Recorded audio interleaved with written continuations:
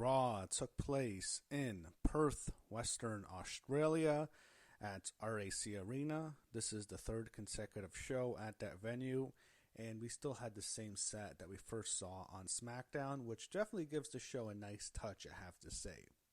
Now, before I get into the review, and I'm sure everyone wants to know about the angle that happened at the end of the show, but I did want to talk about some news items. There were several releases in NXT, most of them from the Evolve and the ID program, whatever it's called.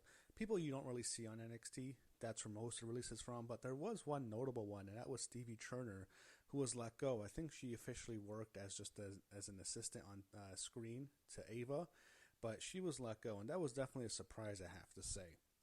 But not any, in terms of the wrestlers who were let go, not any big names, to be honest. I did want to send my congratulations to Corey Graves and Carmella on the birth of their second child. So, congrats to them. Now, Raw started tonight. We saw several stars arriving, including Rhea Ripley. So when we first saw her, everyone went crazy. She gets a huge pop. It's Rhea Ripley. And, Australia, they really love her, as you'd expect. So Seth Rollins opens the show, unfortunately, with the Vision, seemingly for the last time, maybe. Yeah, I just think with Seth, there's no charisma. It's just his usual promo. I'll just admit it right now, I skipped forward. I'm just bored with him. Backstage, Rusev is telling Penta that he should be in the match tonight. He says he'll face the winner. Penta does his catchphrase, and Dom was in the background. He was about to go to the ring, but he saw Rusev standing there, and he walked the other way, which is actually pretty funny. That just fits the Dom character. And we get Dom defending his Intercontinental Championship against Penta. Match was all right. Rusev comes out, and it plays into the finish. He gets taken out with a dive by Penta.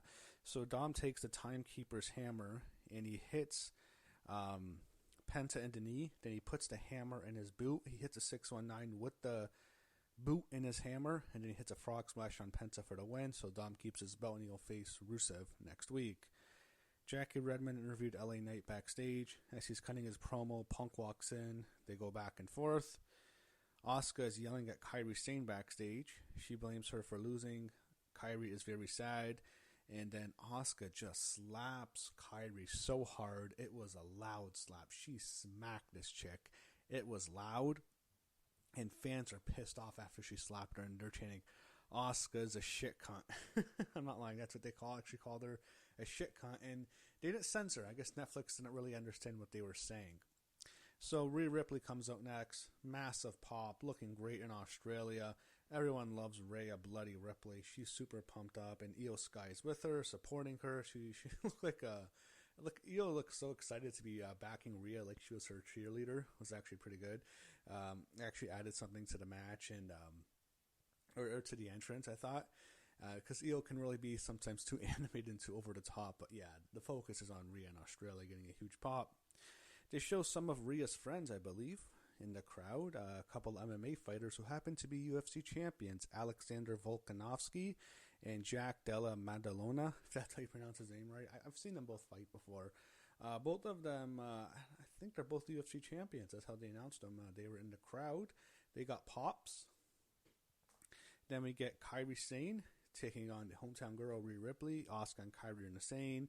Asuka and Kairi came out during the commercial break, and then we saw the match. And they had a really good match. It was back and forth. Fans just despise Asuka in Australia. They keep chanting, the shit cunt. And that was kind of distracting, but I mean, it just shows you how much heat she has right now. So the fans were really into the match too, though. And Io stopped Asuka from interfering near the end. That allowed Rhea Ripley to hit a riptide on Kairi Sane and pin her. 1, 2, 3. Rhea gets the win in her home country. So she didn't get the pinfall victory on the Crown Jewel show. That went to Io Sky, but this time Rhea gets the win for her team, for herself, and she gets the pinfall victory here. Everyone, again, super over as you'd expect. Asuka attacks Io after the match, drives her into the ring post. Then Rhea Ripley goes after Asuka. She's attempting a riptide on the announce booth, but Kairi Sane then attacks Rhea Ripley with a kendo stick, hits her multiple times. Asuka then hits a DDT on the announce booth to Rhea Ripley. She leaves her laying in her home country, her homeland. She's I don't know if the table was supposed to break. Probably not, but because it doesn't usually break with a DDT. But she leaves Rhea Ripley lying unconscious, basically. Rhea's beaten down. They get the heel heat in Australia.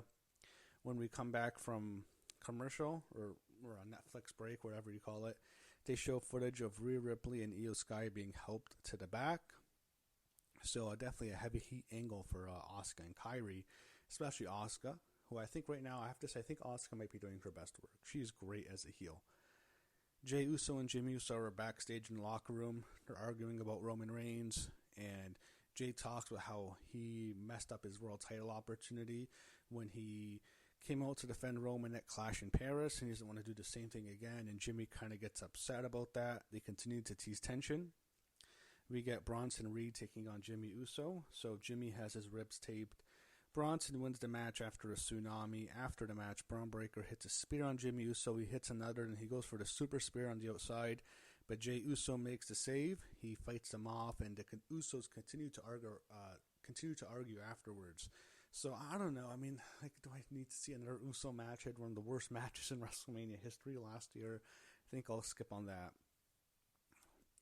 So we see Bayley and Lyra Valkyria warming up backstage. It looks like they're in Gorilla. Bayley is still doing her split personality gimmick. Then we get Bayley and Lyra Valkyria against Roxanne Perez and Raquel Rodriguez. Fans do the serenade to Bayley. They chant, "Oh, hey, Bayley." You know, that song that the UK made famous, those fans. Bayley's doing her multiple personalities during this match. Eventually, Bayley pins Roxanne Perez after a roast plant. The whole story in the match was Bayley got hit hard. Kayfabe, obviously, but then the whole thing is Lyra slaps Bayley, and Bayley, like, supercharges. I don't know if she goes from being the hugger or the role model, I don't know, but it motivates her, makes her concentrate more, and she gets the win for her team. And Seth Rollins and Paul Heyman are backstage in one of their locker rooms, the Vision's locker room. Then both Brawns walk in. Seth talks about how much they've grown in the past 6 months and how proud he is of them. And it's clear that the whole Vision is just Triple H redoing what he did with Evolution. He's allowing Seth Rollins to take his position. Paul Heyman has Ric Flair's position, and then Braun Breaker and Bronson Reed are supposed to be Randy Orton and Batista. But Seth says no one can knock him off the mountaintop, and clearly they were setting up something. I mean, Seth's talking, it's almost as if he's telling what he really feels, how proud he is of the Vision.